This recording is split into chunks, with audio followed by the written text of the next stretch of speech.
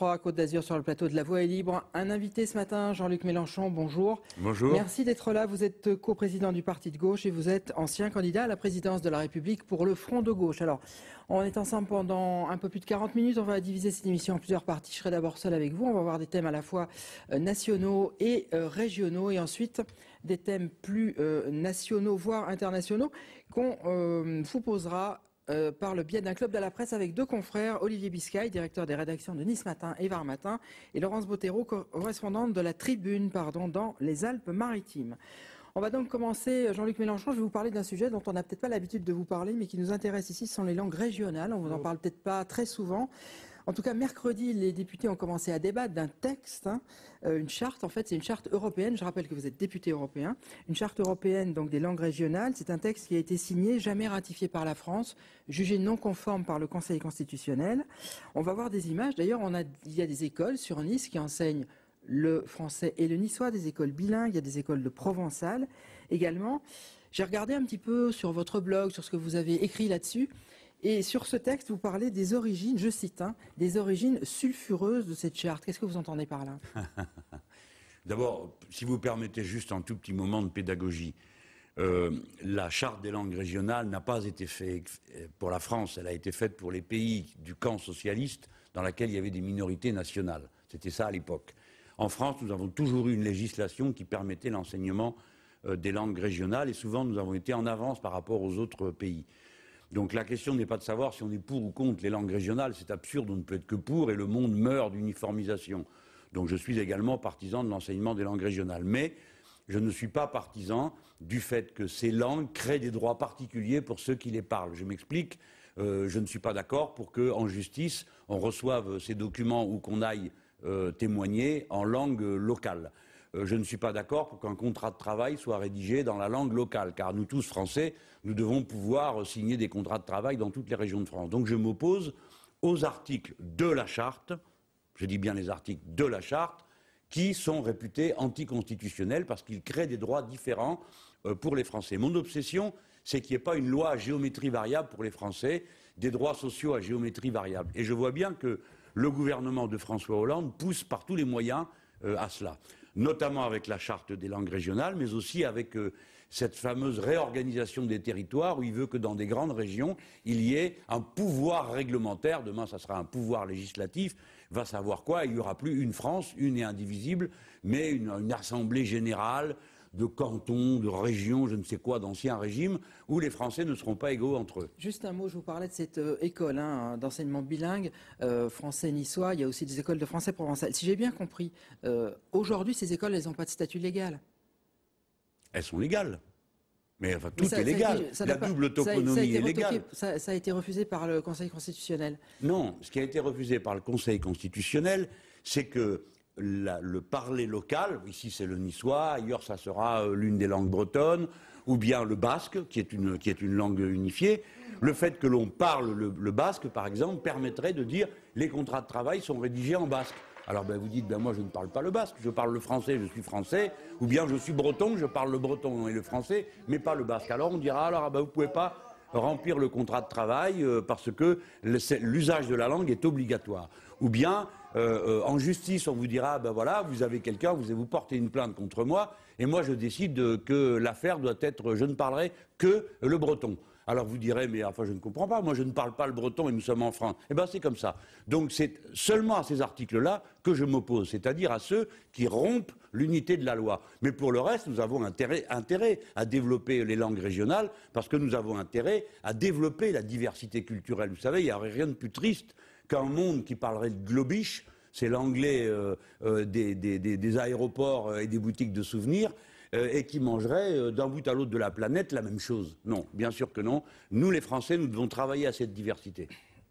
Débat d'actualité, Jean-Luc Mélenchon, la fameuse réduction du millefeuille donc, qui a été annoncée, c'est un vieux débat mais qui a été relancé lors de la conférence de presse du président de la République. Moins de régions, on conserve les départements, c'est en tout cas ce qu'il a précisé, sauf dans les régions où il y a des métropoles. C'est le cas ici, on est à Nice, il y a une métropole Nice-Côte d'Azur, et puis un département qui demeure celui des Alpes-Maritimes. C'est d'ailleurs la première métropole qu'il y a eu historiquement. On va reposer le problème, sujet de Marc Brucker et Éric Jacquet.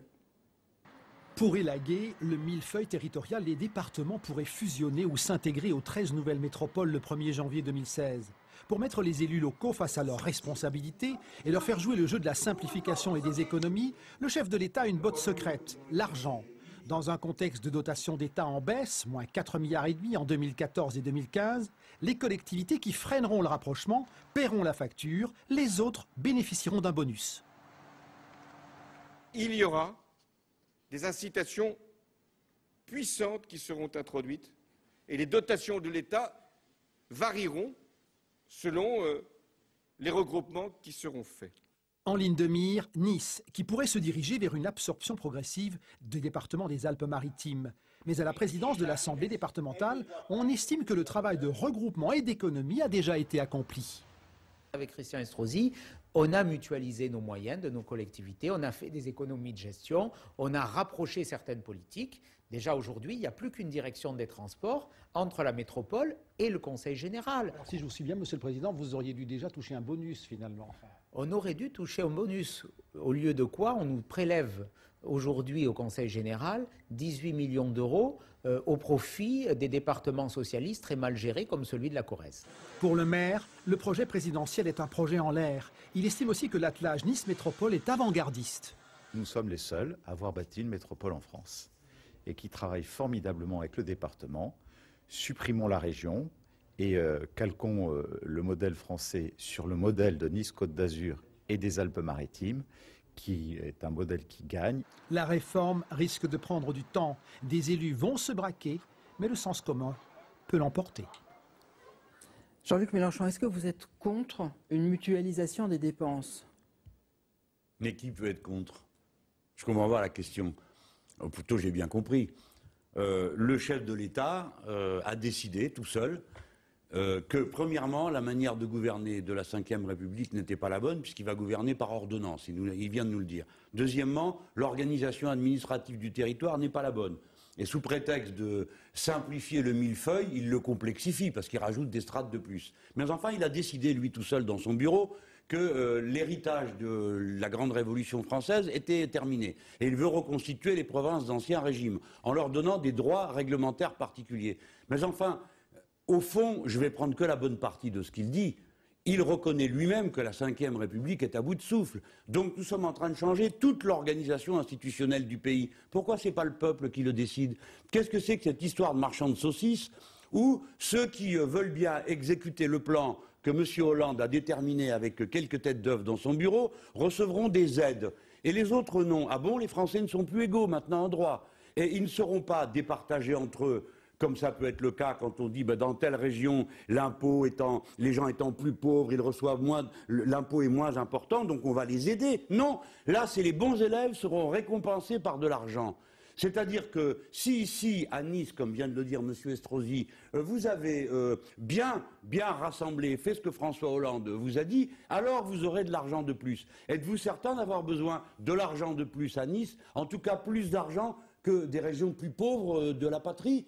Non. Donc tout ça est une manière extrêmement déplaisante de réorganiser le pouvoir, les pouvoirs publics en France en se passant de la vie de la population. Je ne suis pas d'accord. Faisons une constituante, élisons une assemblée pour ça et on verra bien comment on organisera le territoire. Et arrêtez de jeter des pierres aux élus qui ralentiraient le mouvement. Les gens n'ont rien compris à tout ça. Ils sont attachés à leur commune parce qu'ils connaissent leurs élus. Ils sont attachés au département parce qu'ils les connaissent. Juste un mot.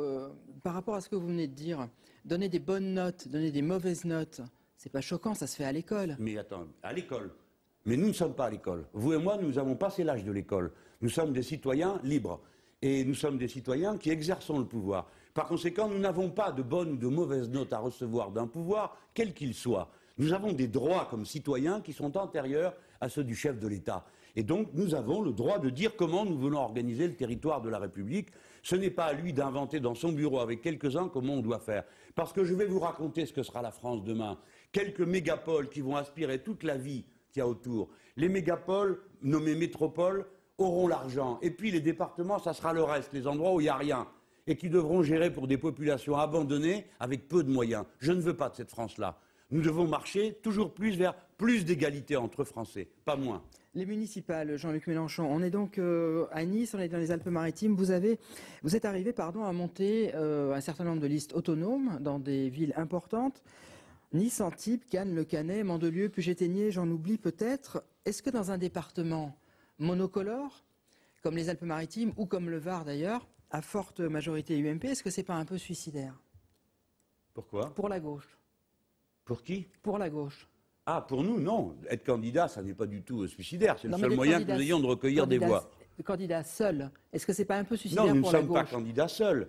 Nous sommes candidats à 2, 3, 4, 5 partis regroupés dans le front de gauche, ou des fois, ce n'est pas le cas ici dans les Alpes-Maritimes, mais dans d'autres endroits avec Europe Écologie Les Verts. Vous voulez me demander si c'est un calcul, mais dites-le ouvertement, qui pourrait nuire au Parti Socialiste, mais je ne suis pas responsable du Parti Socialiste. C'est pas nuire au Parti Socialiste, c'est nuire à la gauche. Ah, parce que pour vous, il y a un signe égal entre les deux.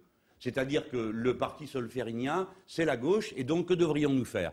Aller voir Sa Majesté François Hollande et Monseigneur Harlem Désir pour leur demander le droit d'être candidat? Non, nous voulons avoir des élus sous nos drapeaux, sous notre couleur, avec notre programme présenté honnêtement et au premier tour, car il y aura 2 tours, je tiens à le rappeler, au premier tour, les citoyens doivent pouvoir décider qui est la gauche, si c'est l'imposture solférinienne ou si c'est le front de gauche. Voilà le choix qu'ils ont à faire. Et je vais vous dire, citoyens et citoyennes, que vous devez faire attention. Parce que François Hollande vous prépare une diablerie à laquelle vous n'êtes pas prêts. Il a décidé de mettre le vote de confiance sur son fichu pacte de responsabilité après les élections municipales et européennes. Pourquoi n'a-t-il pas mis ce vote avant, de manière à ce que vous puissiez, par vos votes à vous, dire si vous êtes d'accord ou pas? Donc, je vous appelle à un vote de défiance à l'égard de François Hollande. Et vous comprenez bien que si je propose la défiance à l'égard de François Hollande, ce n'est pas pour approuver la droite, c'est précisément parce qu'il fait la politique de la droite. Donc voilà, si vous voulez une autre politique, vous avez le front de gauche. Et puis après, vous êtes libre, hein, vous faites comme vous le sentez. Personne n'est obligé d'aller demander la permission de voter à qui que ce soit. Je vous repose la même question. Alors, je n'ai pas d'obsession par rapport au Parti Socialiste, mais est-ce que dans une région, dans des régions Alpes-Maritimes et le Var, autre angle d'aborder le problème où le Front National est très haut, est-ce que ça ne nécessite pas de mettre quelques égaux ou quelques principes entre parenthèses entre le Front de gauche et le Parti Socialiste? Non, il ne faut jamais mettre les principes entre parenthèses. Quant aux égaux, je ne sais pas de quoi vous parlez, parce qu'il n'y a pas de compétition d'égaux, vous savez, surtout dans cette région. Hein. Quand on va pour faire une tête de liste de gauche, en général, on ne recueille pas que des compliments. Donc c'est très dur, hein, il faut le savoir, de faire des listes. Alors, dans cette région, comme dans les autres, c'est en étant soi-même que l'on est attractif. Si nous n'étions pas nous-mêmes, si nous n'étions pas notre programme comme nous sommes, eh bien les électeurs qui ont voté, par exemple, à l'élection présidentielle pour ma candidature, ne se déplaceront pas pour aller boire le sirop habituel à l'eau de rose, où ils savent très bien qu'ils votent pour quelqu'un qui, à peine élu, fait le contraire de ce qu'il a dit. Vous savez qu'il y a des villes cibles ici du Front National, dans les Alpes-Maritimes et dans le Var. Est-ce que pour vous, enfin du côté de la gauche, est-ce que ça ne mérite pas, c'est ce que je vous demande, de s'unir? Oui, le moment venu. Il y a 2 tours à une élection tout de même. Non, mais qu'est-ce que c'est que cette histoire? Le Front National, si vous considérez que c'est un danger tel qu'il faut immédiatement déposer les armes, oublier les programmes, abandonner les principes, vous me dites, et pourquoi pas notre personnalité? Mais alors interdisez-le. Si vous ne l'interdisez pas, arrêtez de faire les hypocrites, vous lui donnez de l'argent tous les ans avec vos impôts, par les subventions publiques, comme on en donne au parti du Front de gauche. Le Front National est un parti de droite qui est devenu finalement, sous certains aspects, plus modéré que certains partis de droite que je connais, et donc il est là. Et si les électeurs en veulent, eh bien ils en auront. Et si les électeurs veulent avoir du front de gauche, ils en auront. Il ne faut pas avoir peur du peuple, parce que ça ne mène nulle part. Si le peuple à Nice veut le Front National, qu'il en mange. Voilà. Et s'il veut le front de gauche, eh bien ça sera le front de gauche. Il faut prendre l'habitude qu'on n'organise pas la démocratie avec un diable de confort pour faire peur à tout le monde. Parce que c'est à ça que sert la famille Le Pen. C'est une entreprise qui, depuis 40 ans, est là pour nuire à la droite en lui prenant une partie de ses voix ou en l'entraînant vers la droite et faciliter le travail des uns et des autres dans leur combine locale. Donc ça va, ça suffit. Donc nous serons candidats. Si les gens veulent voter Front National, ils votent Front National. Mais moi, je leur dis, en tout cas, ceux qui sont dans les milieux populaires, soyez pas ballots, quoi. Allez pas voter pour quelqu'un qui vous dit de taper l'immigré alors que c'est le banquier qui vous fait les poches. Si vous voulez voter contre les banquiers et la finance, vous nous avez nous. Si vous voulez autre chose, vous avez les autres.